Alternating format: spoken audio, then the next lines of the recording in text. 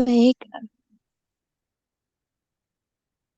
baik. Bismillahirrahmanirrahim. Assalamualaikum warahmatullahi wabarakatuh. Waalaikumsalam warahmatullahi wabarakatuh.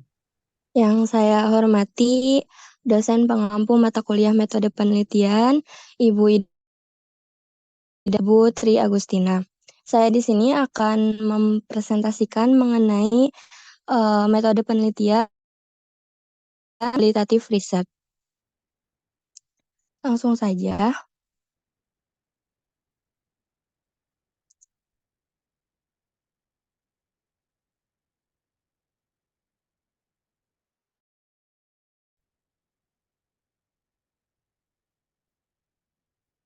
Nah, untuk the nature of qualitative research ini, yaitu penelitian yang berfokus pada kualitas dari suatu aktivitas tertentu daripada seberapa sering aktivitas tersebut terjadi atau bagaimana aktivitas tersebut dievaluasi. Nah, ini juga menyelidiki kualitas hubungan, aktivitas, situasi, atau material yang sering disebut ya ini sebagai penelitian kualitatif. Nah, jenis penelitian ini pun berbeda dengan metodologi yang dibahas pada sebelum-sebelumnya, karena terdapat penekanan yang lebih besar pada deskripsi holistik yang menggambarkan secara rinci semua hal yang terjadi dalam suatu kegiatan atau suatu situasi tertentu daripada membandingkan efek dari perlakuan tertentu seperti dalam penelitian eksperimental atau perilaku orang gitu, seperti dalam penelitian survei. Jadi berbeda dengan penelitian survei. Lanjut, di sini ada karakteristik umum dari penelitian kualitatif. Nah, yang pertama, latar alamiah adalah sumber data langsung, instrumen kuantitatif. Nah, jadi di sini peneliti kualitatif ini terjun langsung ke ke lokasi gitu, ke latar penelitiannya untuk mengamati dan mengumpulkan data gitu.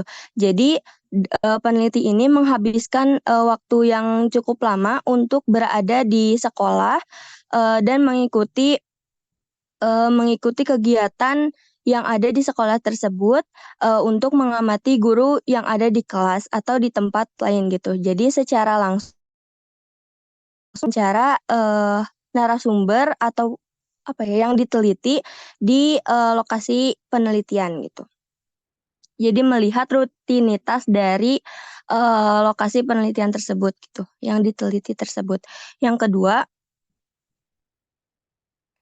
kedua yaitu data kualitatif dikumpulkan dalam bentuk kata-kata atau gambar dan bukan dalam bentuk angka. Jadi seperti yang tadi bahwa peneliti dengan penelitian kualitatif ini mengumpulkan datanya itu melalui wawancara, observasi. Jadi untuk data kualitatif yang dikumpulkannya juga dalam bentuk kata-kata atau gambar dan bukan dalam bentuk angka. Lalu yang ketiga, peneliti kualitatif ini sangat tertarik dengan proses dan juga produk. Peneliti kualitatif eh, sangat tertarik dengan bagaimana sesuatu terjadi gitu. Jadi di sini peneliti kualitatif ini cenderung orang-orang berinteraksi satu sama lain, bagaimana jenis-jenis pertanyaan tertentu dijawab, makna yang diberikan oleh narasumber gitu terhadap tindakan tertentu gitu, terus bagaimana sikap seseorang mengambil tindakan gitu. Dan bagaimana pengaruh siswa, apakah terpengaruh oleh tindakan tersebut atau tidak gitu. Lalu yang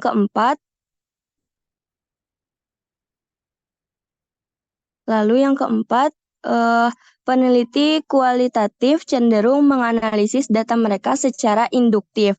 Nah, di sini peneliti kualitatif ini biasanya merumuskan hipotesis terlebih dahulu dan kemudian mencari cara untuk mengujinya gitu. Lalu yang terakhir yaitu bagaimana orang memahami kehidupan mereka merupakan perhatian utama bagi para peneliti kualitatif. Nah, di sini jadi minat utama ini terletak pada perspektif subjek penelitiannya. Jadi peneliti kualitatif ini ingin mengetahui apa yang dipikirkan subjek dalam sebuah penelitian dan mengapa mereka eh, melakukan tindakan tersebut gitu. Jadi melihat keseharian gitu. Lanjut ke langkah-langkah dalam penelitian kualitatif.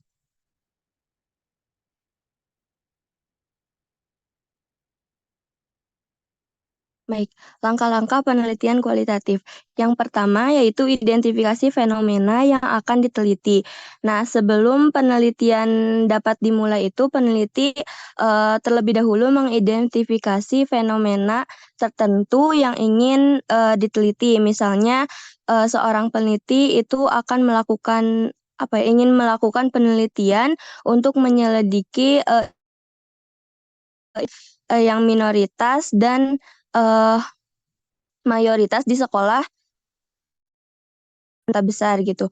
Fenomena yang menarik ini diteliti gitu antara interaksi antara siswa gitu ya.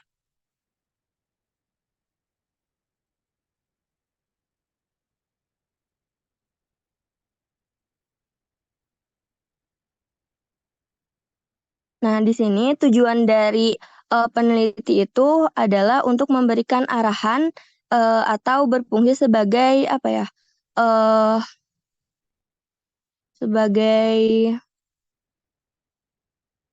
sebagai panduan lah ya, sebagai panduan peneliti itu sebagai panduan atau sebagai sebagai panduan dalam melihat interaksi siswa di sekolah tersebut gitu, siswa minoritas dengan siswa mayoritas yang ada di sekolah tersebut gitu. Yang kedua, itu identifikasi partisipan dalam penelitian. Jadi eh, pene- jadi dalam penelitian kualitatif ini,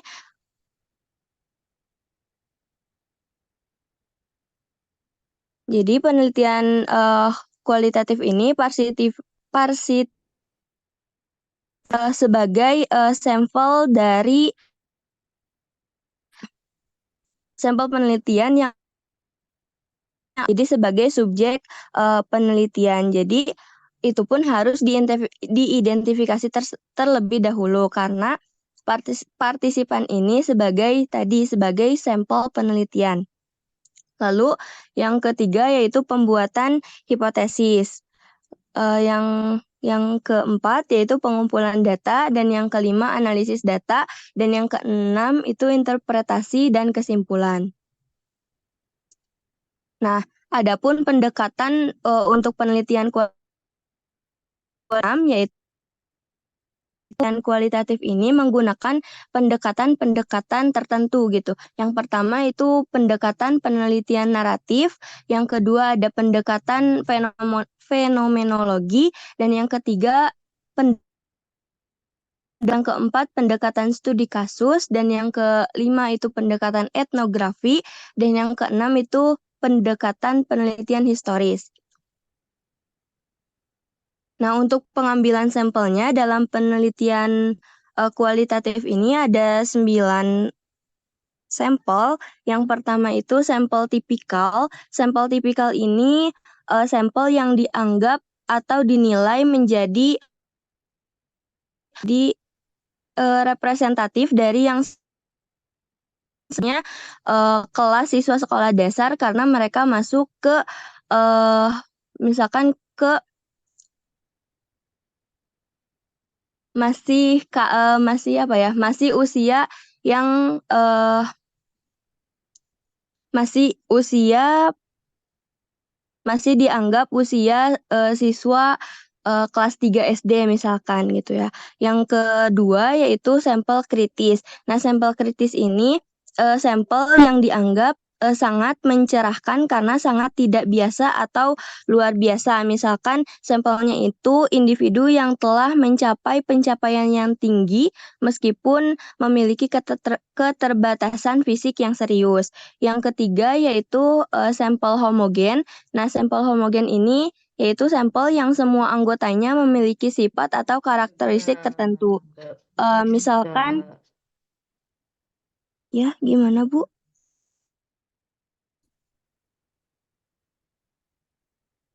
Oke, lanjut saja ya. Yang ketiga tadi sampel homogen. Sampel homogen ini yaitu sampel yang semua anggotanya itu memiliki sifat atau karakteristik tertentu. Misalnya itu sekelompok siswa menengah SMA gitu yang semua anggotanya dinilai memiliki kognitif yang sama gitu. Yang keempat yaitu sampel kasus ekstrim, yaitu sampel yang seluruh anggotanya itu merupakan pencilan yang tidak sesuai dengan pola umum atau yang memudahkan siswa mencapai nilai yang tinggi meskipun memiliki nilai yang rendah pada tes kemampuan dan dengan faktor yang lain yaitu lingkungan rumah yang buruk misalkan. Yang kelima itu sampel teoretis. Nah, sampel teoritis ini yaitu sampel yang membantu peneliti untuk memahami suatu konsep atau teori. Misalkan memilih sekelompok ketua suku atau kepala sekolah gitu yang memiliki apa ya yang memiliki yang bertujuan bisa membantu si peneliti gitu dalam hal pendidikan misalkan. Yang keenam yaitu sampel oportunistik. Nah, sampel di sini sampel oportunistik ini yaitu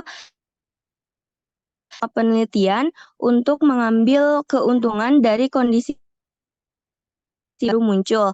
Nah, misalnya saksi mata dalam sebuah perkelahian di sebuah pertandingan sepak bola di SMA misalkan. Jadi ada suatu kejadian, nah itu saksi sampel oportunistik.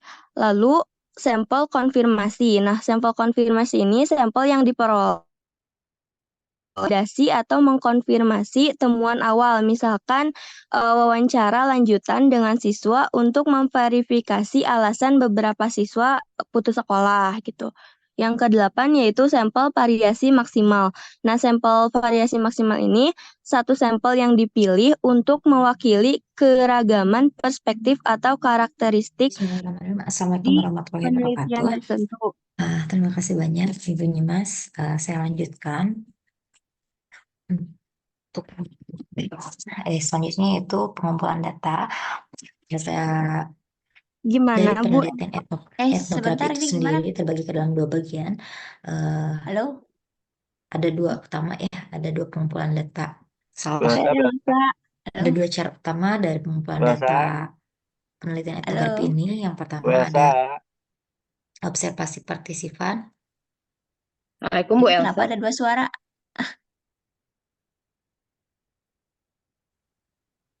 Gimana? Lanjut saja ya. Iya Bu Asni, tadi kayaknya bocor Bu Elsa. Oh iya. Oh, dia tuh Yang lagi latihan. iya Ya, mungkin ya, Pak. paling ini aja mau dipersingkat aja lagi ya, Bu Asni. Oh iya. Yang Oke. kesembilan itu sampel bola salju gitu ya. Nah, sampel bola salju ini satu orang dipilih sesuai dengan kebutuhan yang muncul selama pelaksanaan studi. Misalkan selama wawancara dengan sekelompok kepala sekolah yang mereka merekomendasikan orang lain yang juga memiliki sikap yang beragam terhadap kebijakan sekolah yang baru gitu ya. Selanjutnya, analisis data kualitatif. Nah, analisis data kualitatif ini biasanya teknik yang paling sering digunakan oleh peneliti kualitatif ini biasanya pengodean. Nah, kode-kode kualitatif ini dapat bersifat deskriptif atau interpretatif dan biasanya dihasilkan secara pengkodean selektif atau pengkodean terbuka dari data. Kode ini seringkali disempurnakan secara literal oleh para peneliti kualitatif ketika mereka berusaha untuk memahami data melalui kategorisasi, analisis tematik, dan dalam beberapa kasus pengembangan teori tingkat lanjut. Selanjutnya, generalisasi dalam penelitian kualitatif. Nah, dalam penelitian kualitatif pun dapat juga melakukan generalisasi, tetapi jauh lebih mungkin bahwa generalisasi ini praktisi yang tertarik gitu. Praktisi yang tertarik oleh individu-individu yang berada dalam situasi yang mirip dengan situasi yang diselidiki oleh peneliti gitu. praktisi bukan peneliti dan kesimpulan peneliti yang menentukan apakah temuan peneliti sesuai dengan situasinya.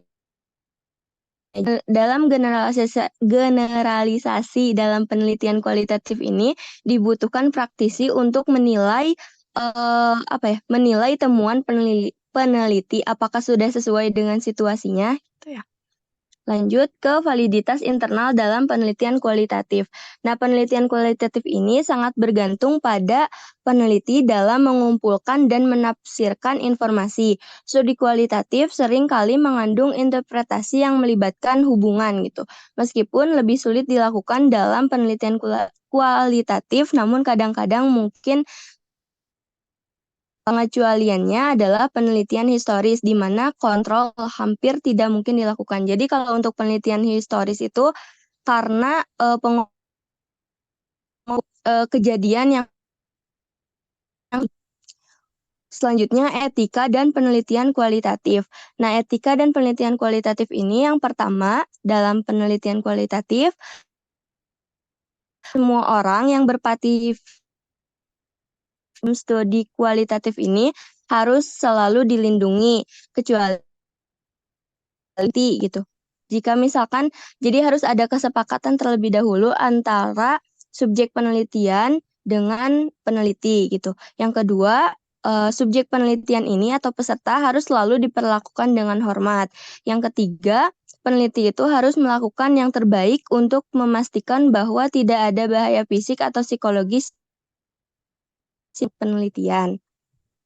Oke, untuk contoh aktual dari jenis-jenis penelitian kualitatif yang telah dilakukan oleh para peneliti pendidikan, itu misalkan sumber-sumber siswa sekolah menengah pertama dalam pembelajaran matematika. Kedua, pusat perbelanjaan itu mengukur jarak interpersonal dalam kondisi yang berubah dan lintas budaya. Yang ketiga itu kerangka kerja untuk memahami pengajaran dengan internet. Yang keempat itu bermain di lalu lintas, skating, gender, dan konteks perkotaan. Yang kelima itu meneliti topik-topik sensitif. Penelitian kualitatif sebagai pekerjaan yang penuh emosi. Nah, contoh aktual ini saya ambil dari textbook yang Frankel gitu ya. Nah, untuk jurnalnya itu yang ini. Jurnal yang saya temukan itu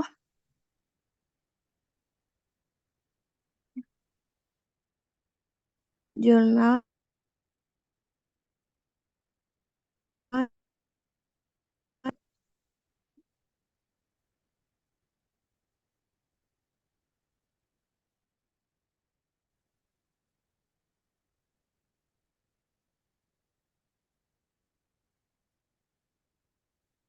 baik. Untuk jurnal yang saya temukan penelitian kualitatif ini inspirasi siswa dalam belajar kasus pengalaman mahasiswa calon guru matematika gitu ya. Jadi ini menggunakan penelitian kualitatif dengan pendekatan studi kasus. Itu. Mungkin dari saya cukup sekian.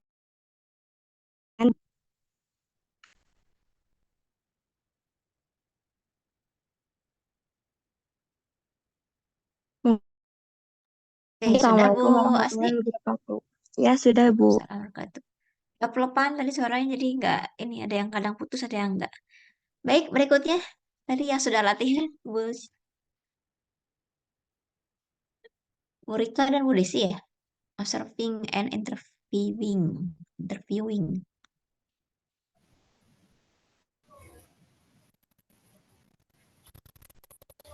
Iya, Bismillah.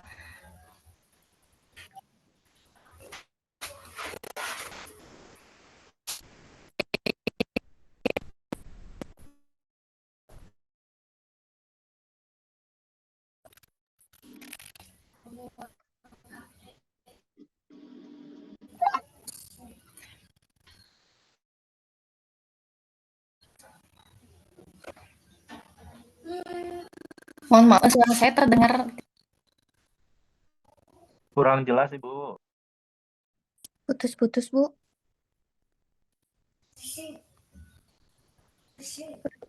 Bu Rika bandwidth-nya Agak low. kurang stabil.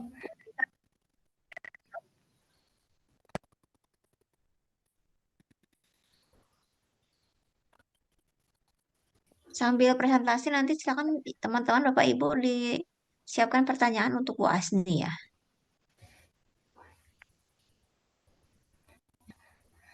Mangga boleh Kak, bisa. Iya, kalau sekarang sudah terdengar. Ada. Oh iya. Ya, bismillahirrahmanirrahim. Assalamualaikum warahmatullahi wabarakatuh. Alhamdulillah, terima kasih kepada Ibu Prof. Ida dan Ibu Triwahyu Agustina yang sudah memberikan kesempatan kepada kami untuk mempresentasikan hasil dari pembahasan di buku Jack and Frankel ini ya. Saya bersama Teh Desi Siti Rahmah akan memaparkan tentang observation and interviewing. Ini salah satu metode penelitian yang dilakukan dalam penelitian kualitatif. Boleh next.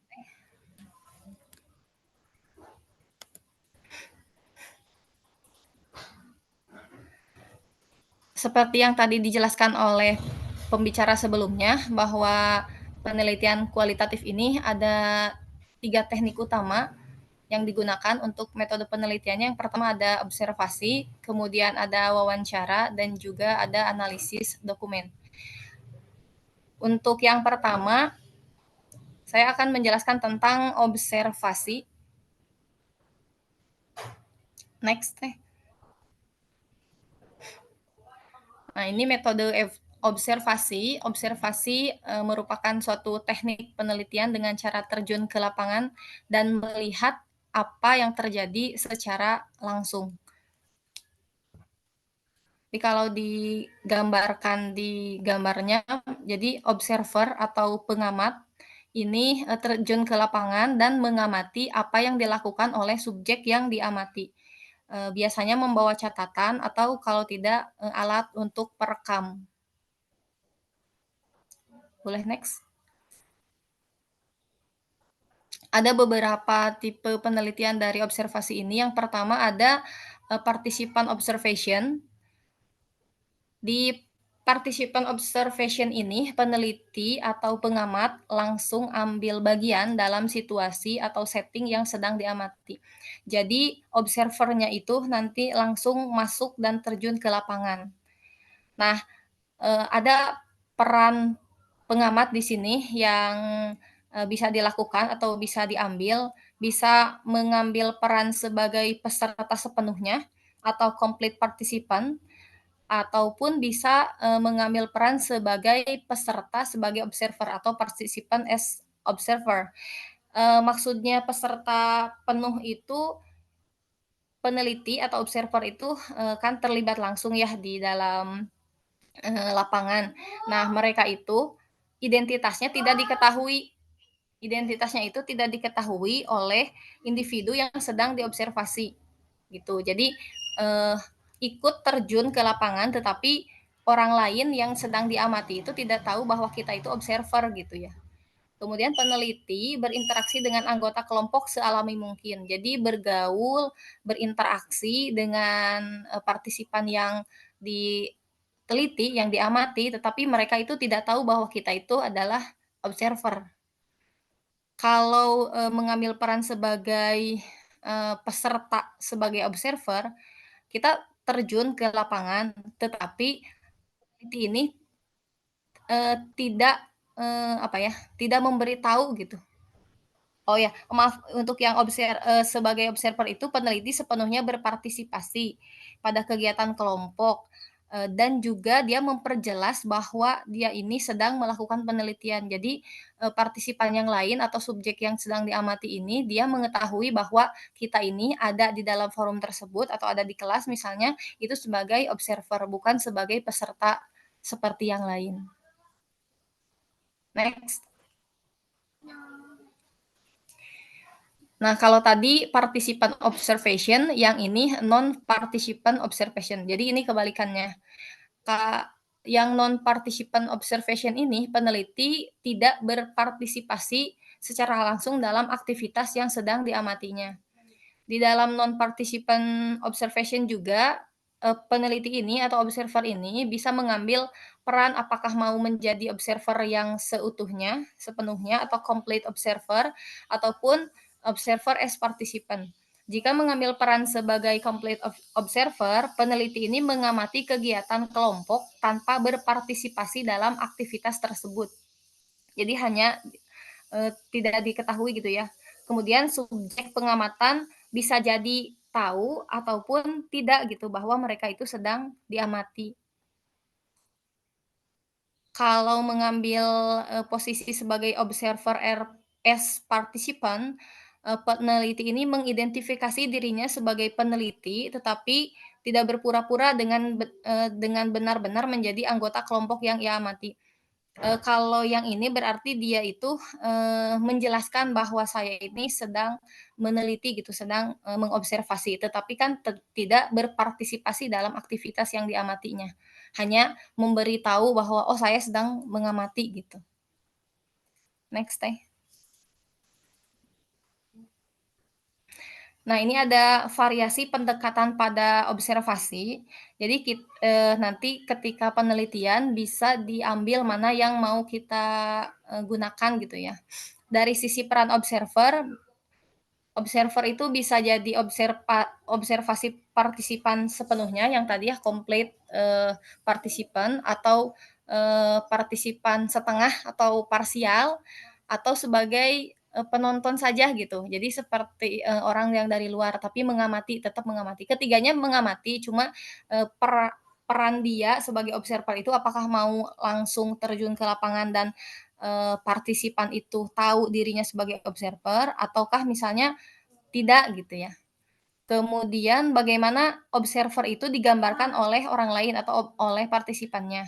Bisa jadi peserta mengetahui bahwa pengamatan sedang dilakukan dan mereka tahu siapa yang mengamati mereka. Bisa juga kalau misalnya mengambil peran yang sebagian, beberapa orang tahu bahwa kita ini sedang mengamati, bahwa kita ini observer, tapi ada beberapa orang juga yang tidak mengetahuinya. Atau jika mau juga peserta atau partisipan itu tidak tahu bahwa kita sedang melakukan pengamatan. Mereka tidak tahu bahwa pengamatan sedang dilakukan atau ada seseorang yang sedang mengamati mereka gitu. Kemudian dari sisi tujuan pengamatannya, bagaimana digambarkan orang lainnya. Yang pertama bisa jadi tujuan pengamatan ini sepenuhnya dijelaskan untuk semua yang terlibat dalam observasi. Boleh juga tujuan pengamatannya dijelaskan kepada beberapa partisipan saja yang berkepentingan mungkin ya. Bisa juga tidak ada sedikit pun penjelasan yang diberikan kepada partisipan atau partisipan itu diberikan penjelasan palsu atau penjelasan yang tidak sebenarnya terkait informasi mengenai tujuan dari observasi gitu. Jadi maksudnya ketika mau penelitian ini apakah kita mau memberikan informasi kepada partisipan itu bahwa saya mau observasi dengan tujuan ini gitu. Apakah ke semua orang, ke semua partisipan, ataukah beberapa orang saja? Misalnya kalau kita penelitian di kelas mungkin kita hanya memberitahu hanya kepada gurunya saja misalnya, kalau siswanya tidak. Atau sama sekali tidak diberikan penjelasan gitu ya. Jadi saya mau observasi, tidak dijelaskan tujuannya apa gitu. Atau, yang satu lagi ini kita memberitahu tujuannya apa, tetapi sebenarnya tujuannya itu bukan ke arah sana gitu ya. Nah, itu tujuan digambarkan kepada orang lain. Dari sisi durasi pengamatan, ada pengamatan tunggal yang durasinya terbatas, misalnya 30 menit pengamatan, atau, pengamatan yang beberapa atau holistik ya, jangka waktunya panjang, misalnya 1 bulan, 2 bulan, bahkan sampai bertahun-tahun.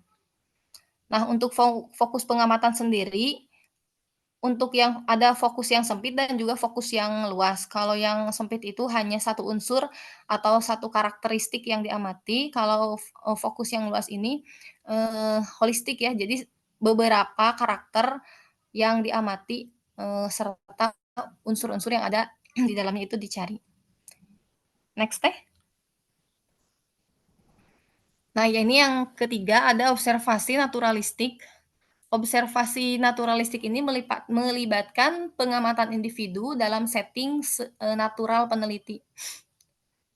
Peneliti tidak membuat usaha apapun untuk memanipulasi variabel atau untuk mengendalikan kegiatan individu. Jadi hanya mengamati dan mencatat apa yang terjadi secara alami. Contoh dari penelitian ini ada Jean Piaget, ini ahli psikologi yang mengamati proses perkembangan anak-anaknya sehingga diperoleh teori perkembangan kognitif. Jadi untuk observasi naturalistik ini tidak ada manipulasi, yang maksudnya tidak disetting apapun. Jadi peneliti ini atau observer ini datang ke satu tempat untuk observasi dan dibiarkan senatural mungkin gitu ya. Jadi tidak ada setting apapun. Next.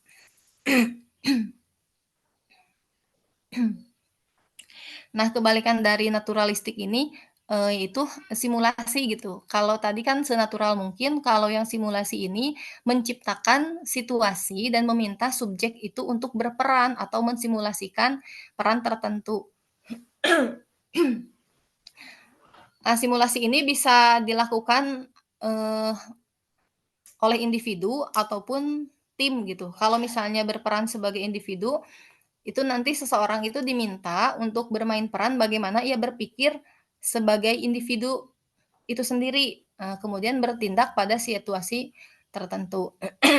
Contohnya itu, jika seorang guru BK itu memanggil seorang anak yang suka berbuat kurang baik mungkin ya di kelas, kemudian dipanggil dan dia diminta untuk memperagakan itu atau mensimulasikan biasanya pada kondisi seperti apa kamu melakukan hal ini gitu. Nah, nanti dia menceritakan dan berperan. Kemudian kalau yang tim ini sekelompok individu, jadi beberapa orang diminta untuk berperan dalam situasi tertentu. Peneliti mengamati apa yang terjadi. Next deh. Nah, ini ada efek observer gitu. Jadi kehadiran observer ini ternyata mempengaruhi perilaku orang yang sedang diamatinya. Efek observer menjadikan subjek yang diamati tidak berperilaku normal atau seperti biasanya. Nah, karena alasan ini, banyak peneliti yang berpendapat bahwa partisipan dalam penelitian tidak seharusnya diberitahukan mengenai tujuan penelitian sampai setelah data telah dikumpulkan.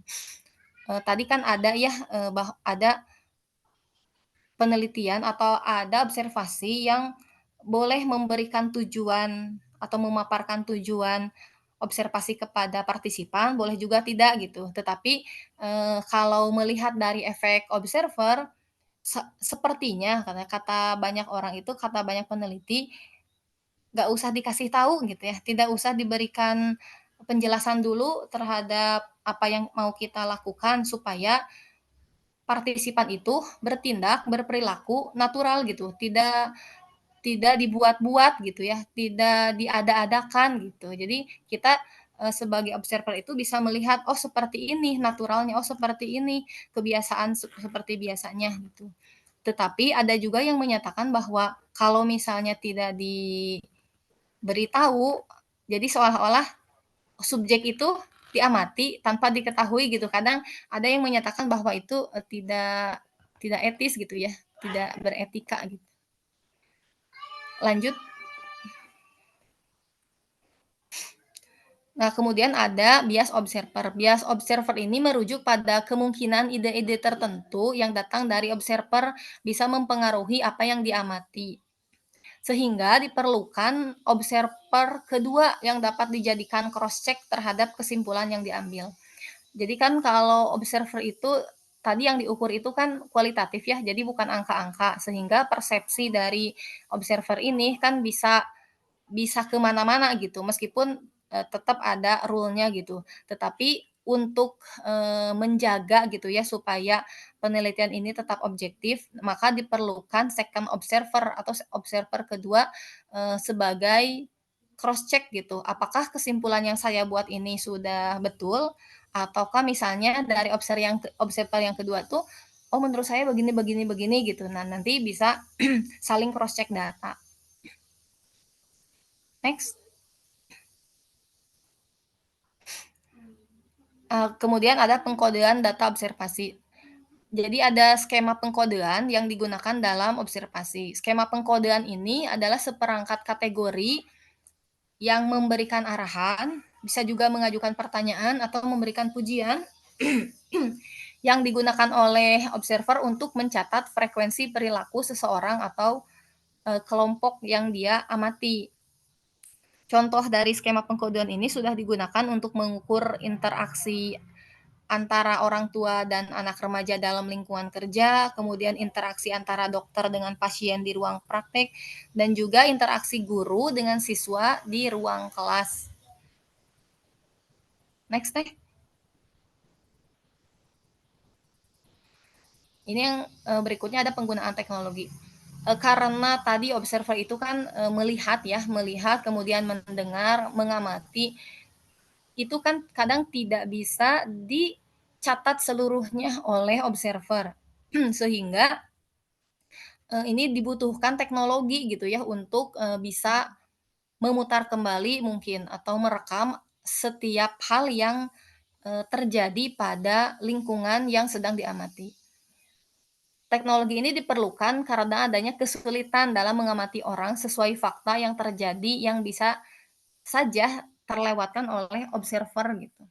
Nah, perekaman yang digunakan menggunakan teknologi ini bisa dalam bentuk audio maupun video. Tetapi tetap saja masih tetap ada kelemahan ya di penggunaan teknologi ini. Kelebihan dari penggunaan teknologi ini, yang pertama hasil rekamannya dapat diputar beberapa kali. Jadi ketika kita melewatkan sesuatu, oh yang tadi itu apa ya yang disampaikannya atau apa ya yang dilakukannya, kita kan bisa memutar hasil rekamannya. Kemudian para ahli yang lain yang tidak ikut mengamati ini bisa melihat dan juga mendengarkan langsung apa yang peneliti amati. Jadi bisa sharing hasil pengamatan. Tetapi kelemahannya juga ada ya. Nah, ini kelemahannya yang pertama tidak selalu hasil rekaman itu kualitasnya baik gitu ya. Mungkin ada suara bising, mungkin ada noise, mungkin kalau misalnya video kualitasnya tidak jernih, tidak jelas gitu ya. Nah, ini kelemahan dari sisi teknologi. Dan juga tidak semua orang terampil gitu ya dalam membuat rekaman yang baik, yang bagus sehingga bisa merepresentasikan apa yang diamati di lapangan. Next deh. Nah, ini selanjutnya metode wawancara. Metode wawancara ini akan disampaikan oleh Teh Desi. Mangga Teh Desi. Baik, melanjutkan presentasi dari Bu Rika ya. Selanjutnya ada metode wawancara, yang mana metode wawancara ini merupakan wawancara proses mengajukan pertanyaan yang relevan, merupakan suatu cara penting untuk seorang peneliti memeriksa ketepatan atau memverifikasi ataupun juga menyangkal gambaran yang ia telah peroleh melalui sebuah pengamatan. Nah, di metode wawancara ini juga mempunyai sebuah tujuan, yang mana tujuannya ini untuk mengetahui apa aja yang dipikirkan oleh seseorang, apa yang mereka pikirkan, atau bagaimana perasaan mereka mengenai sesuatu permasalahan. Boleh next tes nih. Kemudian untuk jenis-jenis wawancara sendiri ada 4 jenis. Yang pertama ada wawancara terstruktur, wawancara semi terstruktur, ada wawancara informal, dan juga wawancara retrospektif. Yang mana wawancara terstruktur dan semi terstruktur ini merupakan kuesioner yang bersifat terbuka. Nah, wawancara terstruktur ini lebih bersifat formal karena terdiri dari serangkaian pertanyaan yang dirancang untuk memperoleh jawaban spesifik dari responden. Kemudian untuk wawancara informal. Nah, untuk wawancara informal di mana wawancara informal ini menawarkan jenis situasi yang paling alamiah untuk mengumpulkan data karena selalu ada tingkat artifisialitas dalam setiap jenis wawancara. Nah, namun dalam wawancara informal ini seorang pewawancara yang terampil akan segera belajar untuk memulai dengan pertanyaan-pertanyaan yang tidak mengancam untuk membuat responden dan harus membuat responden merasa nyaman. Kemudian ada wawancara retrospektif, di mana wawancara retrospektif ini dapat dilakukan secara terstruktur, semi-struktur, maupun secara informal. Nah, yang mana seorang peneliti yang melakukan wawancara retrospektif ini akan mencoba membuat responden untuk mengingat dan kemudian mengkonstruksi dari ingatannya pada sesuatu yang telah terjadi di masa lalu. Nah, tetapi wawancara retrospektif ini merupakan jenis wawancara yang paling kecil kemungkinannya untuk menghasilkan data yang akurat dan dapat diandalkan oleh peneliti karena dari proses mengingat itu sendiri ya. Kemudian next TS nih. Next lagi.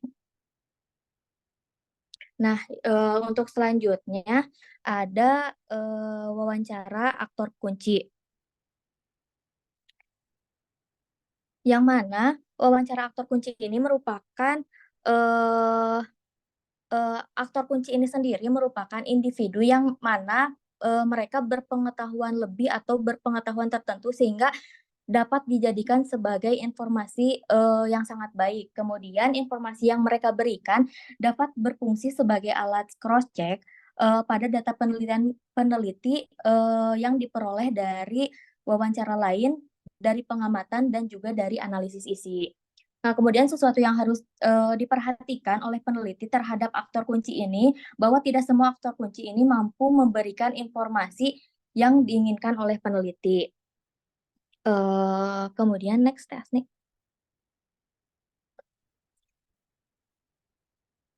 Nah, kemudian ada jenis-jenis pertanyaan pada metode wawancara ini. Yang pertama ada pertanyaan latar belakang atau demografis, yang mana pertanyaan latar belakang ini merupakan jenis pertanyaan yang rutin dipertanyakan di awal karena menanyakan mengenai karakteristik dari responden itu sendiri.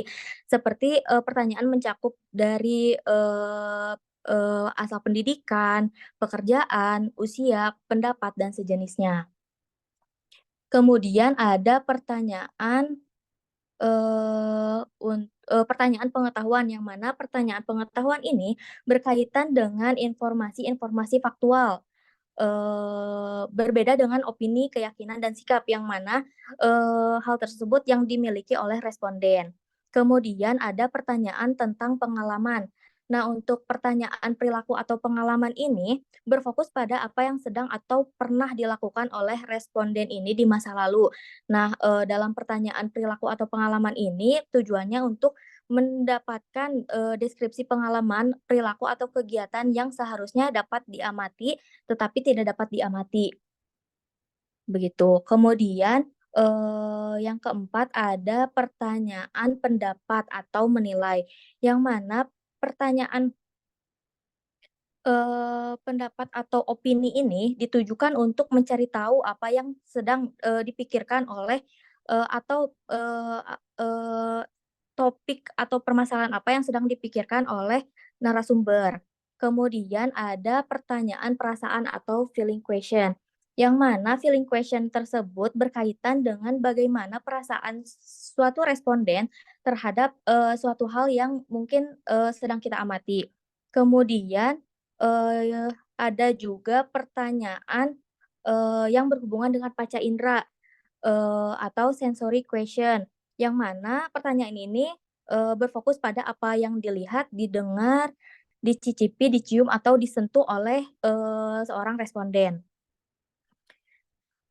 Seperti contohnya pertanyaan sensor itu bagaimana bagaimana Anda menggambarkan suara kelas Anda, seperti itu contoh pertanyaannya. Kemudian next nih. Kemudian dalam mewawancara juga ada perilaku-perilaku yang harus kita apa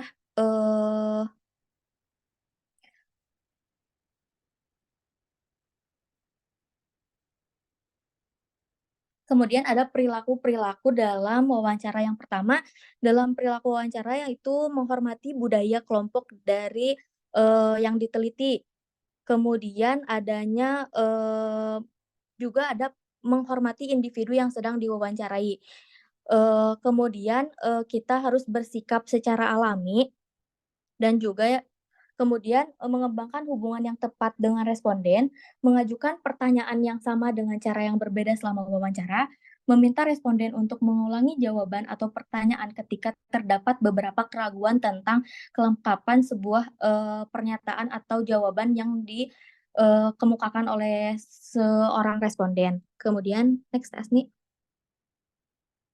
Ada juga memvariasikan siapa yang mengontrol arus komunikasi, jadi tidak selalu searah. Kita juga memberi waktu kepada responden untuk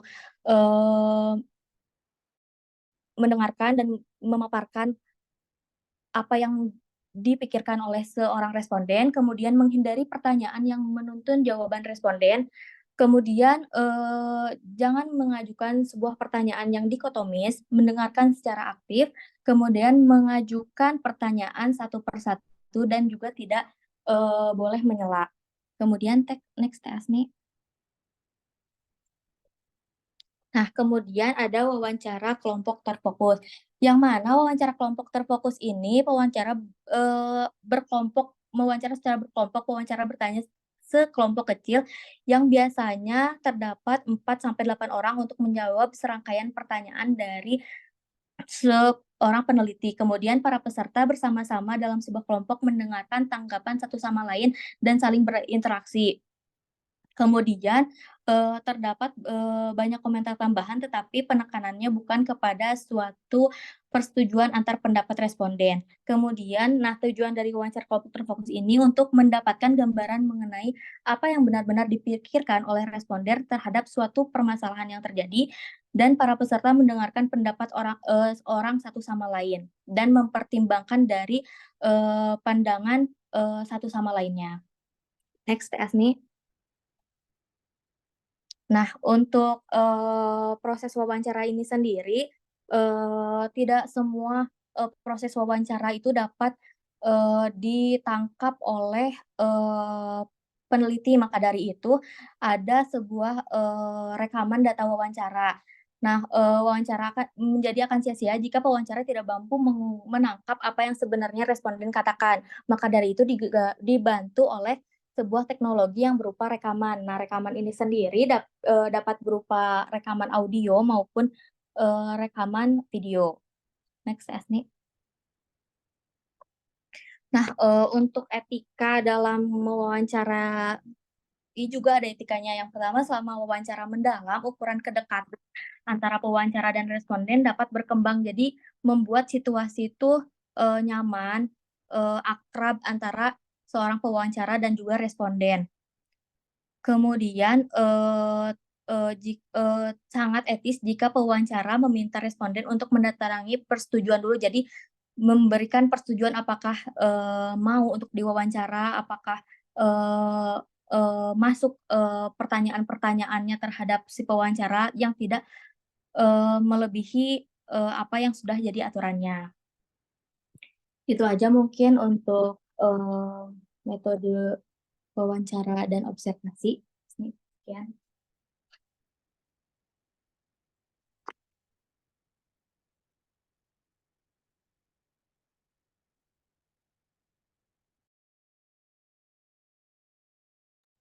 Sudah habis ya, Bu Rika? Presentasinya udah beres? Sudah, Bu. Sama Bu Disi.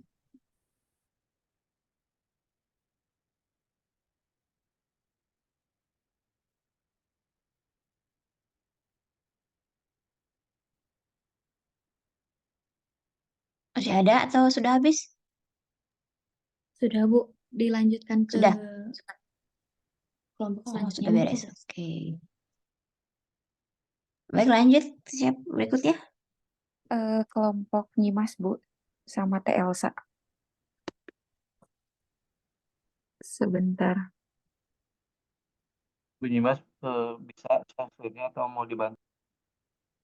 Ya ini apa nunggu Teh Elsa, gak tahu jaringan Teh Elsanya. Barusan Teh udah dihubungi, tapi Kurang Sama stabil saya ya. jaringannya. itu ikut ke Pak Ipan aja. Takutnya menghilang. Iya, iya. Nah, Udah ada ya? ya udah ada Pak, boleh diperbesar.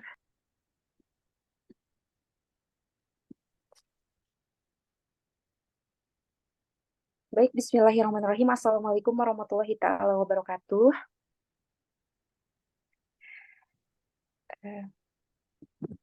Waalaikumsalam. Izinkan di sini saya Nyimas Dilviana bersama rekan saya Elsa Awalia Lesmana akan menyampaikan penelitian etnografi.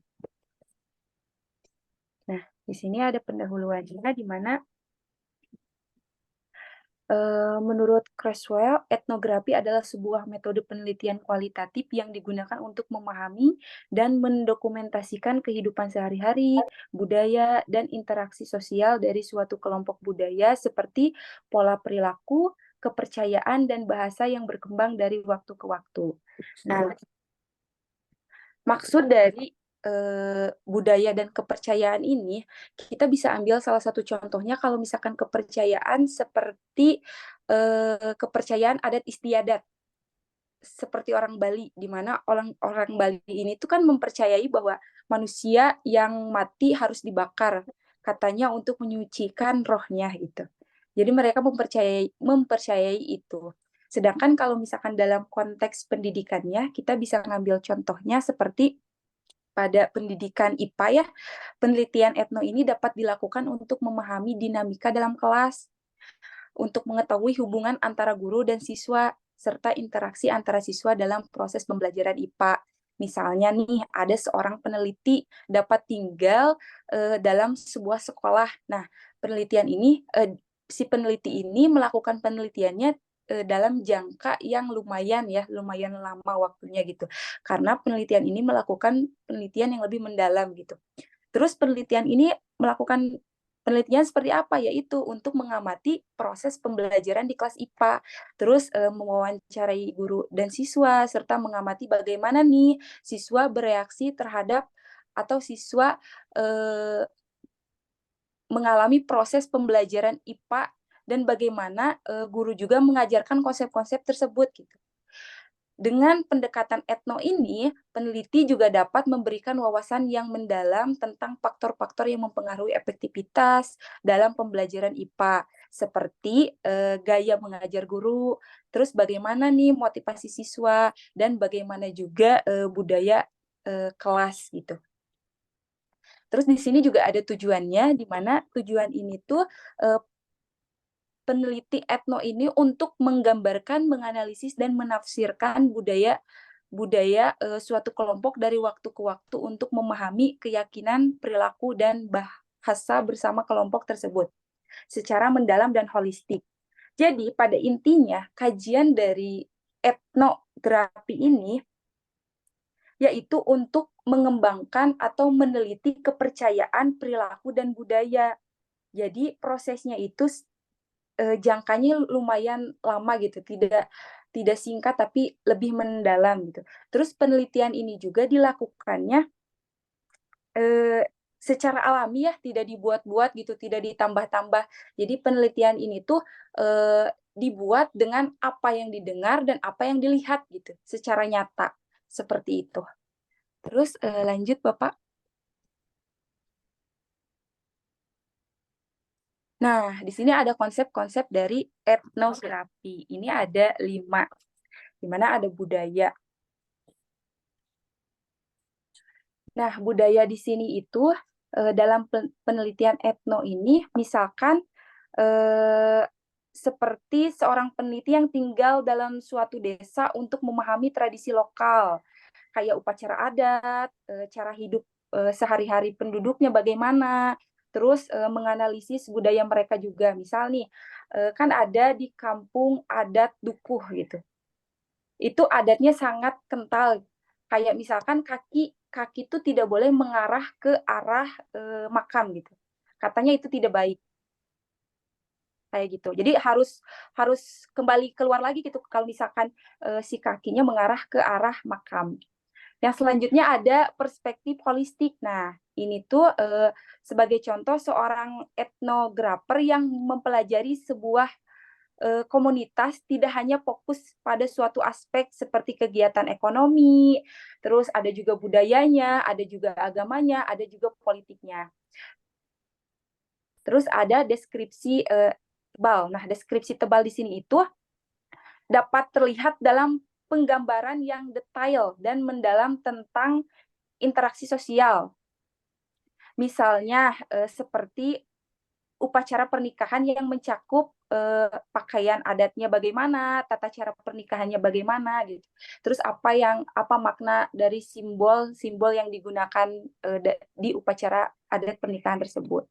Terus ada kontekstualisasi. Kontekstualisasi di sini dalam konteks pendidikan ya.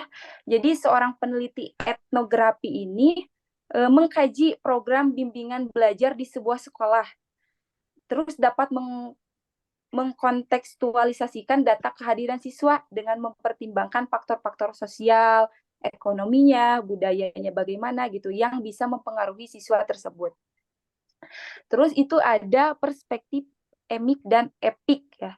Di sini yaitu berupa studi tentang praktik pengasuhan anak. Jadi seorang peneliti etno ini dapat menggali pandangan orang tua. Nah, pandangan orang tua ini berupa perspektif emik. Jadi tentang pola asuh mereka, terus si peneliti juga sambil tetap mempertimbangkan perspektif ahli psikolognya gitu. Ahli psikolognya di sini itu yaitu perspektif etiknya dalam menganalisis data. Yang selanjutnya, Pak. Nah, terus ada topik penelitian etnografi ya. Di mana di sini ada 4, yaitu ada interaksi sosial di tempat kerja, ada praktik pendidikan di sekolah, terus ada perilaku konsumen di lingkungan pembelajaran,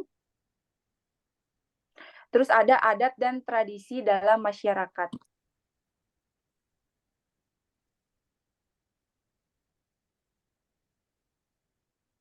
Nah, interaksi sosial di tempat kerja ini tuh, Bapak, interaksi sosial di tempat kerja ini tuh salah satunya tentang dinamika komunikasi dan hubungan antara guru dan kepala sekolah gitu. Kenapa disebut dengan interaksi sosial di tempat kerja? Jadi interaksi sosial ini bisa diambil contoh gitu antara interaksi guru dan kepala sekolah di lingkungan kerja. Di mana untuk memahami bagaimana nih budaya organisasi dan faktor-faktor yang mempengaruhi produktivitasnya. Terus ada praktik pendidikan di sekolah. Nah, praktik pendidikan di sekolah ini peneliti sebagai contoh peneliti ini di mana guru dan siswa dalam kelas untuk mengeksplor pola pembelajaran, dinamika kekuasaan, dan faktor-faktor yang mempengaruhi prestasi akademik. Salah satu contohnya seperti ini. Jadi, interaksi guru dan siswa dalam pembelajaran IPA nih, misal. Seorang peneliti dapat melakukan observasi mendalam terhadap interaksi antara guru dan siswa selama pembelajaran IPA di kelas untuk memahami bagaimana strategi pengajarannya, kayak tadi ya, bagaimana respon siswa dan bagaimana komunikasi antara siswa dengan gurunya gitu. Terus ada perilaku konsumen di lingkungan pembelajaran, bukan pembelajaran. Terus di situ ada studi tentang perilaku konsumen, interaksi antara penjual dan pembeli, serta faktor budaya yang mempengaruhi keputusan pembeli di lingkungan. Ada juga adat dan tradisi dalam masyarakat lokal. Nah, adat dan tradisi dalam masyarakat lokal di sini itu jadi peneliti meneliti tentang upacara adat, ritual keagamaan, atau tradisi budaya dalam suatu komunitas untuk memahami nilai-nilai norma dan identitas yang terkandung dalam praktik tersebut. Yang selanjutnya. Nah, pengambilan sampel penelitian pada etnografi di sini ada 3 ya. Yang pertama itu ada etnografi ini mengamati situasi tanpa sampel. Jadi apa yang diamati adalah contoh dari semua yang mungkin diamati. Terus yang kedua itu sampel kecil yang diteliti sulit untuk digeneralisasi, tapi tujuannya adalah memahami situasi secara lebih lengkap gitu. Jadi penelitian pada etno ini itu sebenarnya sampelnya itu melakukan sampel yang kecil gitu. Jadi tidak banyak meneliti, tidak terlalu banyak melakukan penelitian. Jadi misalkan hanya satu kelas saja yang diteliti gitu, atau hanya 5 orang saja yang diteliti gitu. Terus ada metode pengumpulan datanya itu meliputi deskripsi tertulis ya, ada rekaman audio sampai video dan berbagai informasi untuk melukiskan gambaran yang akurat dari lingkungan pendidikan. Nah, apakah etno ini menggunakan hipotesis? Jadi pada penelitian dari Kurzweil ini ya, para peneliti biasanya jarang menggunakan hipotesis. Kenapa gitu? Karena penelitian etnografi ini bersifat deskriptif dan eksploratif gitu. Jadi pada penelitian etno ini lebih meminta untuk terjun ke lapangan langsung dengan lebih mengembangkan sebuah pertanyaan. Nah, pertanyaannya itu seperti apa? Misalkan kayak seperti apa sih kehidupan di sekolah menengah pedesaan? Bagaimana sih proses pembelajaran di sekolah pedesaan? Apa sih hambatan pembelajaran di sekolah pedesaan? Jadi seperti itu. Jadi hipotesis etno ini tidak selalu menggunakan hipotesis gitu. Jadi jarang sekali menggunakan hipotesis. Gitu. Karena kenapa? Karena bisa berubah-ubah, beda dengan kuanti. Kalau kuanti kan itu kita sudah menentukan apakah ini berpengaruh atau tidak hipotesisnya. Sedangkan kalau misalkan etno ini belum bisa ditentukan karena masih berubah-ubah gitu. Seperti itu. Dilanjut ke Elsa.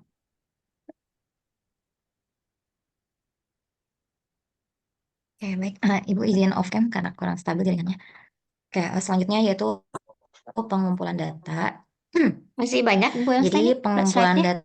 data pada penelitian etnografi itu sendiri secara umum itu ada 2. Yang utamanya yang pertama ada observasi partisipan, di mana peneliti itu langsung mengalami dan juga melihat langsung secara situasi dan lingkungan yang akan diamati.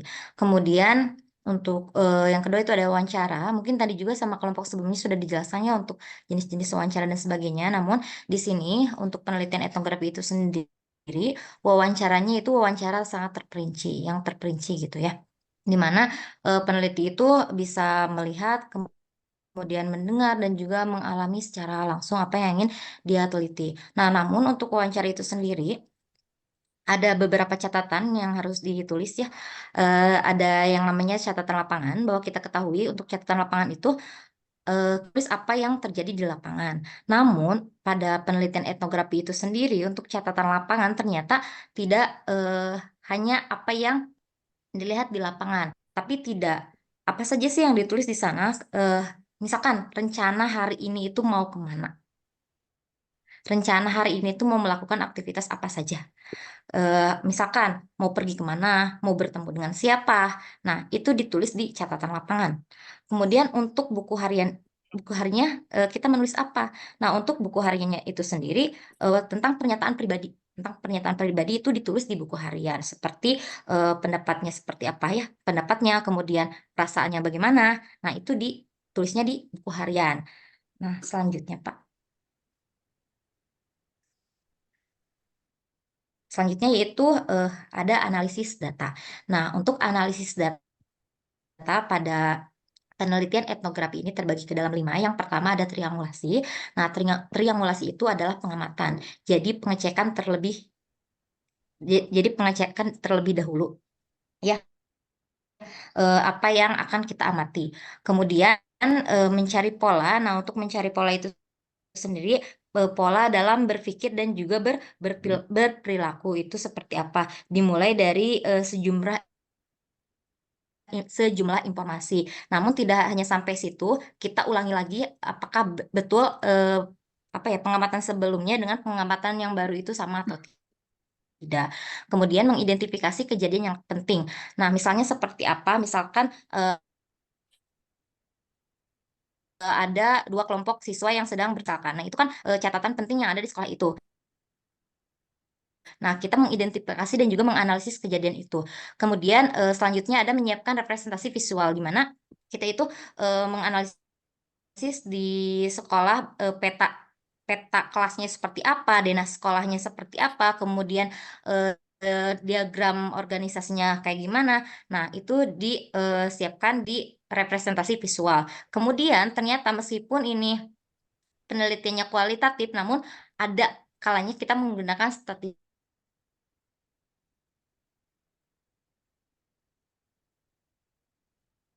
peristiwanya sendiri gitu ya. Kemudian ada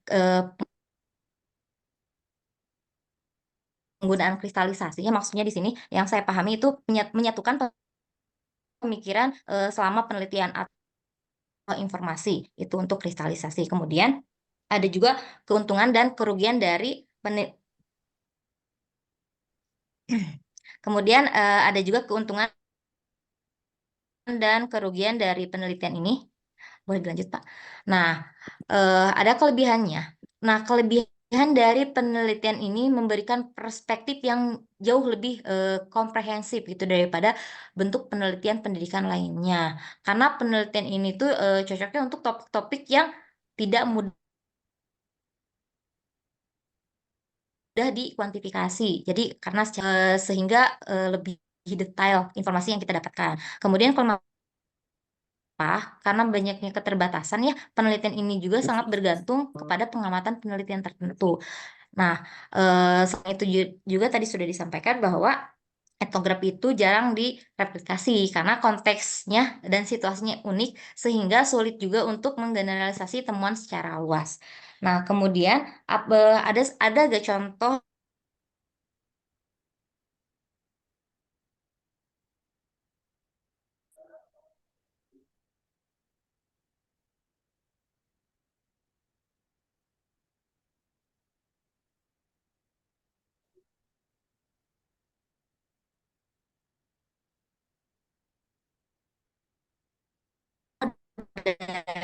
dari jurnal tentang penelitian ini? Ternyata ada yang dilakukan oleh selanjutnya, Pak. Boleh.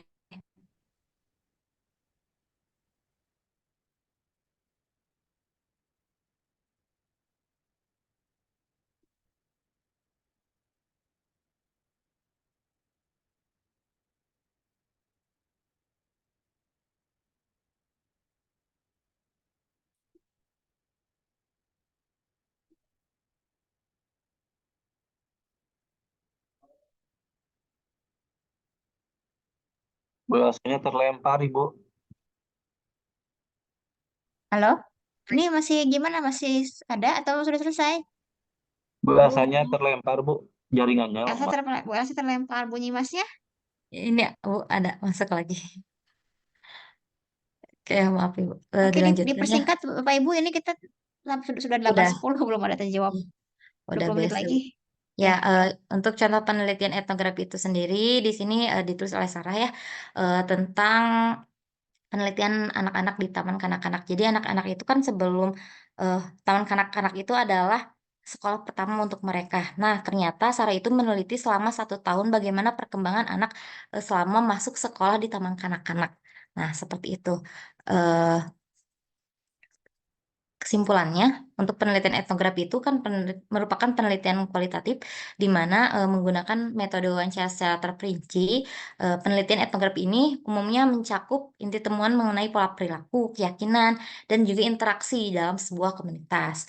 Dan juga menyoroti pemahaman mendalam tentang budaya yang diteliti. Nah, penelitian ini juga mengungkapkan bagaimana konteks sosial yang mempengaruhi dinamika dalam komunitas. Nah, serta mengakui peran peneliti dalam mendapatkan insight tersebut. Nah, kesimpulannya juga juga mencakup implikasi temuan untuk praktik atau kebijakan dan mengidentifikasi batasan studi serta memberikan saran untuk penelitian selanjutnya. Mungkin sekian dari kelompok kami. Mohon maaf bila banyak kekurangannya. Terima kasih. Wassalamualaikum warahmatullahi wabarakatuh. Waalaikumsalam warahmatullahi.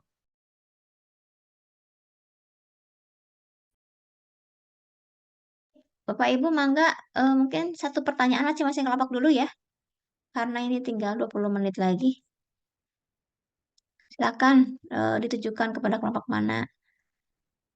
Pertanyaannya satu-satu dulu. Nah, itu tuh Pak Ivan tuh. Silakan Pak. Izin bertanya untuk Bu Asni. Ini tuh sebenarnya mah mungkin etikanya, ini soal etika Bu, etika asik di penelitian gitu. Jadi diterangkan bahwa di poin 3 tuh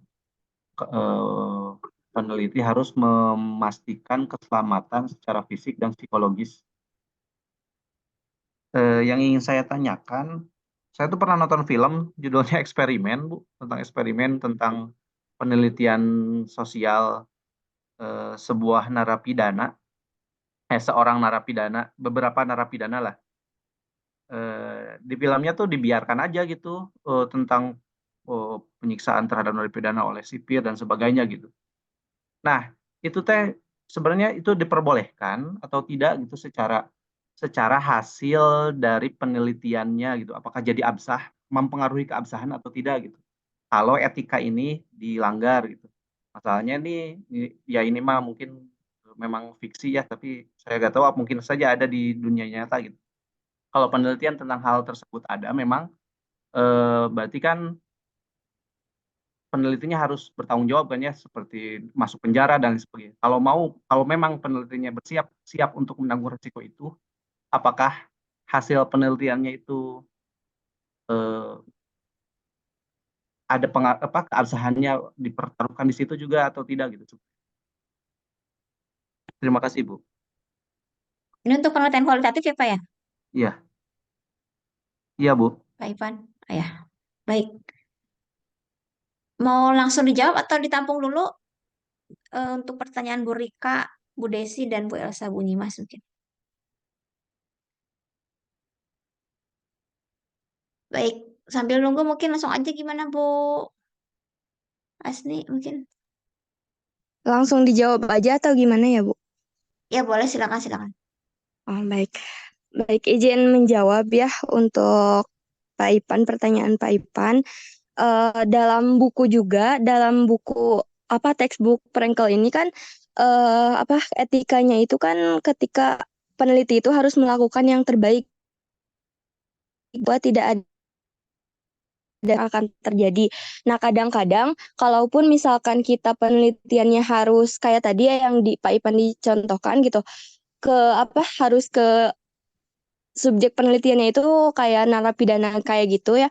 Nah, itu tuh dalam textbook Frankel itu kadang peneliti juga ada di posisi yang sulit gitu karena kita melihat penganiayaan seorang narapidana oleh oknum-oknum tertentu gitu ya, oknum-oknum tertentu. Jadi bukan peneliti yang melakukan penganiayaan, tetapi biasanya oknum-oknum tertentu yang melakukan gitu. Dan kita juga kalaupun misalkan kita harus melakukan yang terbaik, biasanya kita juga didampingi oleh ahli gitu, misalkan oleh ahli psikolog gitu, psikiater yang kayak gitu. Jadi tidak terlalu terintimidasi gitu si subjek penelitiannya itu. Mungkin kayak gitu, Pak. Kalau menurut saya gitu ya. Jadi itu tuh posisi yang sulit juga bagi peneliti gitu karena peneliti juga tidak bisa apa-apa karena memang di kondisinya seperti itu gitu. Ya. Itu mungkin. Mungkin kalau penelitian kualitatif memang dia kita memang Iya, meneliti secara naturalnya seperti itu ya, nggak ada iya, perlakuan. iya. Ketika makin peneliti memutuskan untuk mengamati tadi para narapidana. Nah, tapi nanti tergantung Bu Asni, dia tadi kan ada yang partisipan non partisipan. Dia sebagai Oh, apa nih ininya si penelitinya? Halo. Ini kan dibahas juga ya di siapa tadi yang partisipan dan Ibu peran Rika, Bu. partisipan.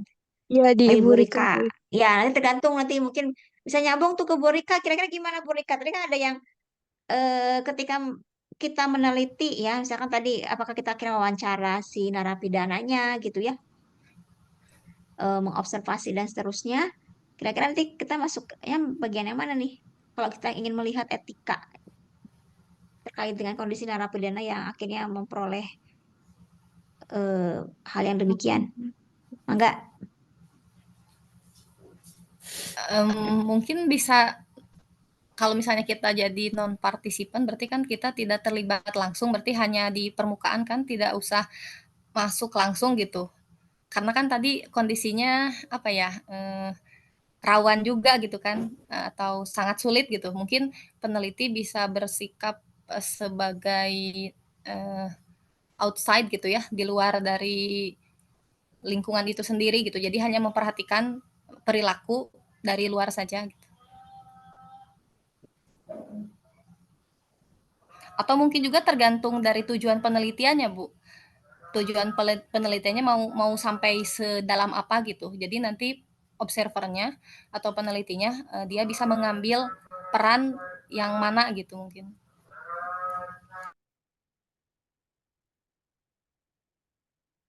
Ya.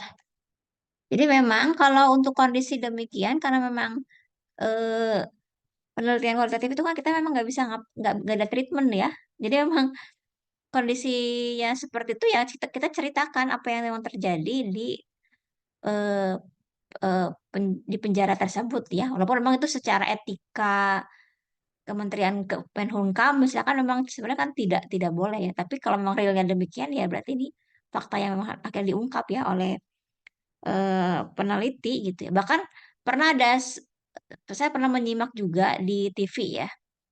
Salah satu dosen dari UNJ dia menyatakan misalkan seorang peneliti mereka mengadakan deep interview ya, wawancara secara mendalam kepada kelompok yang dianggap tanda kutip ya teroris gitu ya. Walaupun memang mereka tidak mengungkap ya sampel-sampelnya siapa saja gitu ya. Tapi mereka bisa mengetahui secara detail apa motif ya dan seterusnya gitu. Ya. Itu mungkin Pak. Baik, Bu. Jadi tidak mengganggu keabsahan berarti, Bu ya? Ya kalau kualitatif kan memang pure seperti itu ya. Kita nggak bisa treatment ya. Ya, siap, Bu. Tinggal nanti yang kembali ke tujuan itu dalam rangka apa penelitian itu. Apakah memang akhirnya ingin membongkar ininya gitu ya perilakunya atau seperti apa di penjara tersebut.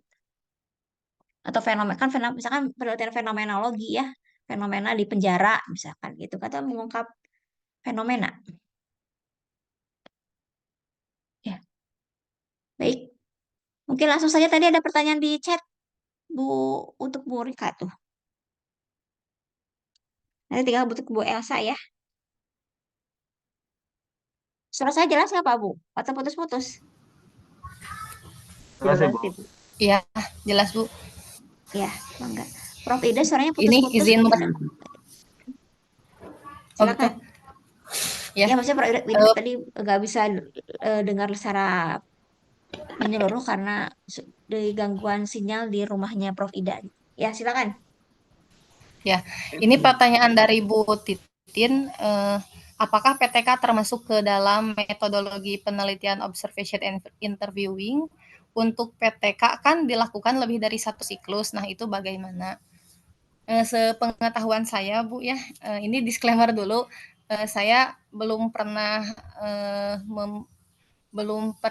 mendapatkan materi tentang PTK, kemudian belum juga melakukan PTK gitu, tapi hanya pernah diskusi dengan teman-teman guru yang pernah melakukan dan hasil dari pelajaran mungkin bisa jadi PTK ini menggunakan metodologi observasi gitu, karena kan kita melihat mengamati siswa di dalam kelas seperti apa pembelajarannya, apa yang kurang, apa yang harus ditingkatkan gitu kan. Berarti kan itu ada proses mengamati, ada proses mendengarkan bagaimana mereka ketika ditanya apa yang diinginkan dari pembelajaran ini gitu, atau pemahaman mereka tentang pembelajaran, atau seperti apa ibu guru harus mengajar gitu. Itu kan mengamati. Kemudian tetapi juga kan kalau PTK itu bukan hanya mengobservasi ya, tetapi ada treatment-nya juga kan ya, ada intervensi yang dilakukan oleh guru untuk meningkatkan misalnya hasil pembelajaran atau untuk memperbaiki sistem pembelajaran yang selama ini terjadi di kelas gitu. Jadi mungkin observasinya bisa masuk, tetapi bisa dimix dengan metode penelitian yang lain supaya menjadi satu penelitian PTK yang utuh gitu. Mungkin itu, Bu. Atau bisa ditambahkan oleh Ibu siapa? Ibu Desi, Ibu siapa? Coba saya tambahkan ya punten.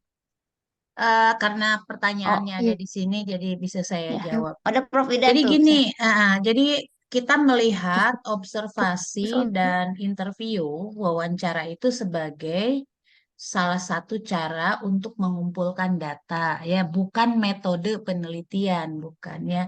Observing, and interviewing itu adalah salah satu cara teknik pengumpulan data. Nah, kalau PTK itu sebetulnya tidak masuk pada penelitian kualitatif maupun penelitian kuantitatif karena sifatnya khusus. Kalau PTK itu penelitian tindakan kelas atau penelitian yang dilakukan oleh guru sebagai peneliti untuk memperbaiki pembelajaran di kelas. Jadi kalau masuk ke masuk di paradigma, kalau di Creswell itu paradigmanya nggak masuk ke metode penelitian kualitatif maupun kuantitatif karena dia khusus. Jadi namanya metode penelitian yang khusus yang yang ditujukan untuk menyelesaikan permasalahan di kelas. Malah PTK itu sebetulnya eh, agak alot diakui sebagai metode penelitian tadinya oleh oleh orang-orang yang memiliki paradigma kualitatif maupun kuantitatif karena guru yang di kelas sebagai peneliti. Nah, mereka menganggap bahwa yang namanya peneliti itu harus bukan yang ada di kelas tersebut, harus dari luar gitu. Nah, tapi dengan menggunakan ditinjau dari kebutuhannya untuk perbaikan kelas, maka ini menjadi sebuah metode yang khusus.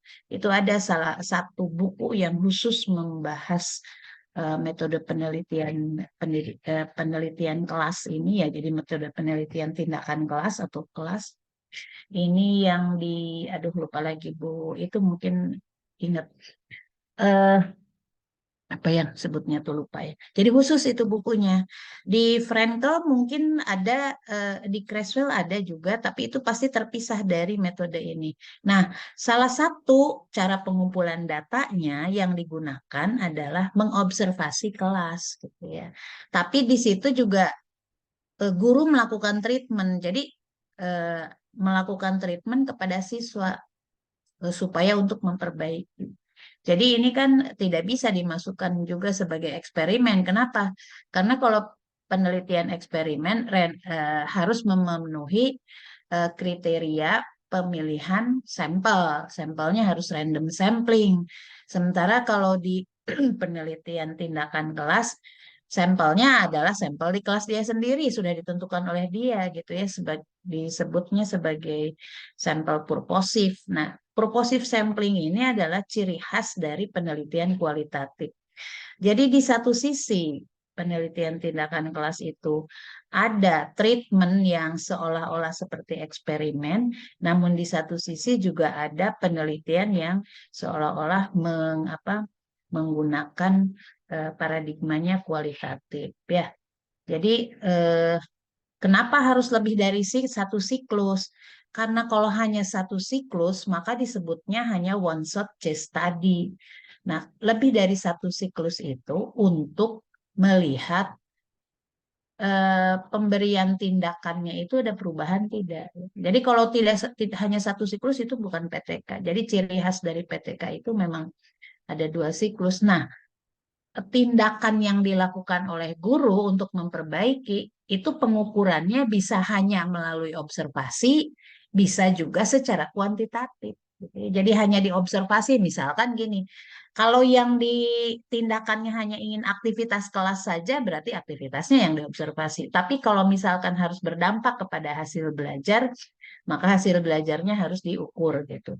Jadi PTK itu sebetulnya mirip-mirip inilah kuasi eksperimen dalam pelaksanaannya. Namun ini harus diulang menjadi 2 siklus. Dan ada ciri khas lagi yang berikutnya untuk PTK itu. Jadi dia harus ada kolaborasi antara guru. Jadi tidak boleh dilakukan sendiri sebetulnya. Jadi harus ada kolaborasi dengan rekan sejawat. Nah, kenapa harus ada kolaborasi dengan rekan sejawat?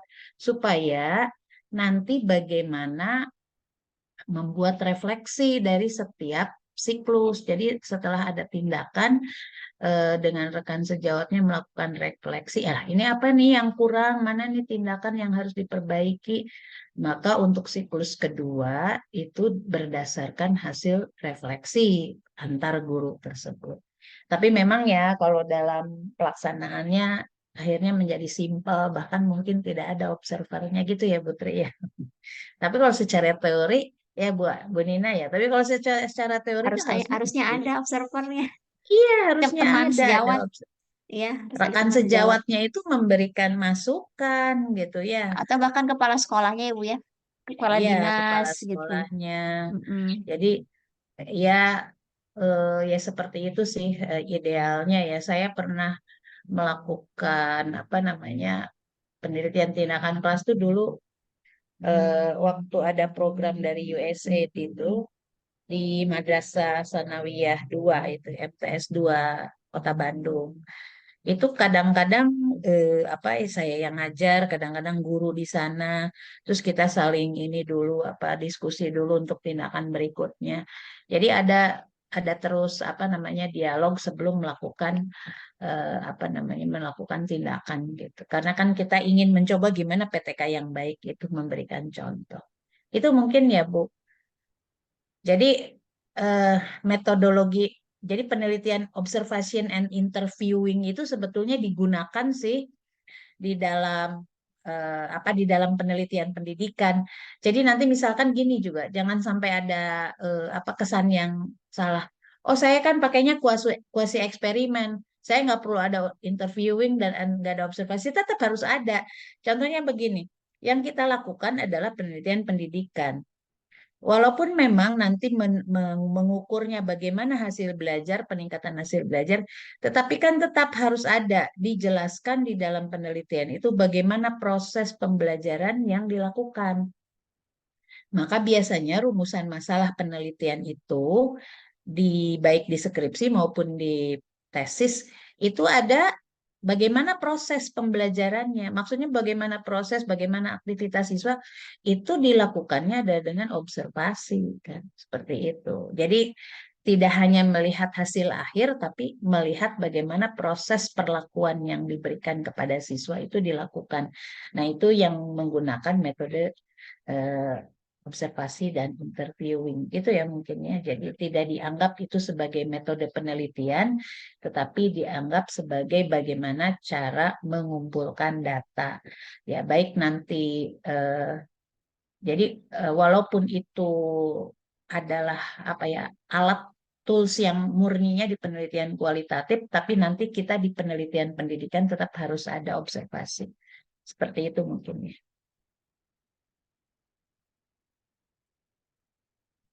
Suara saya kedengeran, Bu Nina? Nggak putus-putus? Kedengaran Prof jelas. Iya, oke. Ya mungkin itu yang saya tambahkan ya. Ya, baik. Ada 1 menit lagi. Mungkin bagaimana ini? Satu kelompok belum ada pertanyaan. Pertanyaan berikutnya. Ini Ada. sampai etnografi ya tadi itu ya. Ya, sampai etnografi untuk Ibu Elsa dan Bu Nyimas ada pertanyaan nggak dari teman-temannya? Boleh saya bertanya, Bu? Ya. Untuk kelompok etnografis, Bu, begini, biasanya seorang peneliti itu di dalam ide itu ada tujuan, kemudian ada keinginan gitu ya, Bu. Tadi disampaikan bahwa di dalam etnografis itu tidak ada hipotesis. Nah, di situ. Bagaimana setelah penelitian itu hasilnya itu tidak sesuai dengan keinginan si peneliti gitu. Malahan lebih jauh lah atau tidak signifikan. Itu yang ke satu. Yang kedua itu sudah dijawab oleh Prof ya. Jadi sudah jelas tadi observasi itu bukan metode tapi teknik. Mungkin Bu, iya Prof ya. Eh, Tadinya saya menanyakan tadi dalam etnografis itu kan ada ada observasi dan wawancara juga. Nah, itu apakah bisa disebut juga eh, mixed method gitu atau tidak? Ya, itu mungkin pertanyaan saya. Terima kasih. Hmm. Yang ininya dulu, yang kelompok dulu, yang punya menjawabnya ya, Bu. Baik, Bu, izin menjawab. Kayak untuk tapi bagaimana jika penelitian tidak sesuai dengan harapan penelitian? Sebenarnya untuk penelitian etnografi itu sendiri bukan tidak ada hipotesis, tapi hipotesis itu jarang digunakan. Namun yang saya pahami di buku Creswell itu sendiri bahwa eh, ketika seseorang itu melakukan penelitian terus menggunakan hipotesis, nah ternyata hasilnya itu selalu jauh dari apa yang dari hipotesis itu sendiri. Kenapa? Karena penelitian etnografi itu sendiri kan penelitian yang terperinci atau wawancara yang terperinci dan juga mendalam gitu ya. Nah, bagaimana jika tidak sesuai dengan harapan? Nah, maka dari itu untuk penelitian etnografi ini tidak dalam jangka waktu yang sebentar, tetapi jangka waktu yang lama. Bahkan di buku itu minimal 1 bulan. Bahkan ada penelitian itu yang sampai 10 tahun gitu ya, baru mereka itu mendapatkan kesimpulan dari penelitian itu. Karena ini penelitian kualitatif, sehingga apa ya? eh, jadi tidak sesuai yang ada di lapangan saja gitu. Kalau misalkan ada contoh, kita ingin meneliti kepala sekolah dari sekolah A misalkan. Nah, kita itu meneliti secara mendalam tentang sekolah itu sendiri. Misalkan hipotesisnya, oh berarti sekolah ini teh bagus karena kepala sekolahnya. Nah, kita itu meneliti kepala sekolahnya ini bagaimana caranya agar sekolah ini misalkan maju. Atau kenapa sekolah ini bisa seperti ini gitu. Jadi untuk hipotesis itu sendiri tidak selalu sama dari hipotesis awal dengan hasilnya. Karena ini tadi sudah dijelaskan bahwa ini tuh penelitian terperinci atau eh, penelitiannya berlanjut gitu, yang tidak hanya dalam waktu yang sebentar, tapi dalam jangka waktu yang lama dan terus-menerus seperti itu. Kemudian tadi untuk masalah metode. Nah, di sini kan ada observasi dan juga wawancara. Namun pada penelitian etnografi itu sendiri itu lebih banyak atau sebagian besar itu memakai wawancara, Pak. Jadi tidak ada mixed method, tetapi menggunakan wawancara terperinci. Gitu. Mungkin itu dari saya, dari Bu Mas. Nggak ada yang mau ditambahkan. Ya, itu masalah hipotesis itu kan hipotesis kalau kita lihat hipotesis itu jawaban sementara dari suatu penelitian. Kalau pertanyaannya itu pertanyaan terbuka, rumusan masalahnya dengan pertanyaan terbuka, pastilah sulit dijawab dengan jawaban sementara. Beda kalau penelitian kuantitatif. Pertanyaannya kan bisa, apakah terjadi peningkatan ya. Tapi kalau dirubah juga bagaimanakah terjadinya peningkatan? Beda kan ya. Kalau apa, kalau dimulai pertanyaannya apakah, pasti ada jawabannya ya atau tidak. Ya terjadi peningkatan atau tidak terjadi peningkatan. Tapi biasanya penelitian yang apa namanya yang kita ingin menelusuri lebih dalam, kita tidak menggunakan kata apakah, tapi menggunakan kata bagaimanakah. Sehingga dalam penelitian pendidikan pun hipotesis itu jarang dilakukan, dibuat hipotesis ya. Termasuk nanti di dalam tesis Anda juga tidak dibuat hipotesis, nggak apa-apa. Walaupun misalkan tidak murni kualitatif, ada kuantitatifnya. Kenapa ya? Karena kalau pertanyaannya nanti, pertanyaan penelitiannya dimulai dengan bagaimana, itu kan harus berupa paparan panjang, ya. Nggak mungkin dijawab dengan satu hipotesis yang pendek gitu. Kecuali nanti kalau berkaitan hanya menanyakan apakah terjadi peningkatan, bagaimanakah terjadinya peningkatan. Tapi kalau bagaimanakah aktivitas siswa, nah itu susah ya. Jadi hipotesis itu tidak wajib sebetulnya di dalam penelitian yang menggunakan paradigma kualitatif, apalagi kualitatif murni ya, karena isinya nanti kan panjang ya. Nah, hanya mereka bagaimana mereka diarahkan untuk meneliti ya dari pertanyaan-pertanyaan penelitian. Jadi yang mengarahkan eh, apa yang harus diteliti itu adalah pertanyaan penelitiannya. Nah, jadi itu mungkin ya, jadi yang namanya, yang penting itu di dalam sebuah penelitian itu rumusan masalah lah. Kemudian etnografi itu juga harus di ini ya, harus dilihat. Etno itu kan berarti terkait dengan etnik ya, karakteristik sosial. Nah, jadi kalau misalkan bagaimana tidak menghasilkan hasil yang diharapkan, sebetulnya ini ambigu. Karena gimana? Karena seorang peneliti yang meneliti etnografi, sebetulnya dia ingin menggali sedalam-dalamnya apa karakteristik sosial. Nah, kalau sampai tidak menghasilkan yang diharapkan, itu bisa jadi karena metode apa namanya teknik pengumpulan datanya yang kurang teliti ya. Jadi datanya itu kan biasanya diperoleh dengan cara observasi tadi, mungkin kesalahan mengobservasi ya, harus atau mungkin masalah sampel. Biasanya orang kalau diwawancara atau ditahu bahwa dia sebagai subjek yang diwawancara, itu kemungkinannya akan mungkin menyembunyikan data atau berperilaku tidak wajar gitu. Makanya waktu ini tadi sebelumnya ada ini ya, bahwa observasi itu ada observasi partisipan, jadi jenis-jenis observer itu bisa berbeda-beda. Yang tidak apa namanya, yang supaya yang ditelitinya tidak merasa diteliti, maka si peneliti itu harus masuk bercampur gaul di situ. Nah, kenapa jadi harus lama? Kan dia harus beradaptasi dulu.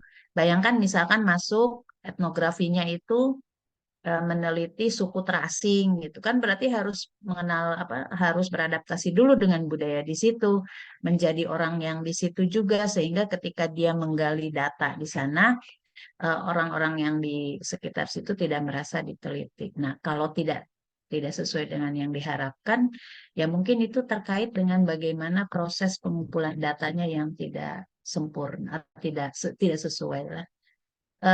Dan memang yang namanya penelitian kualitatif itu serba tidak pasti ya. Nanti di wawancara si A ternyata bukan itu. Nanti makanya ada sistem namanya snowball sample itu.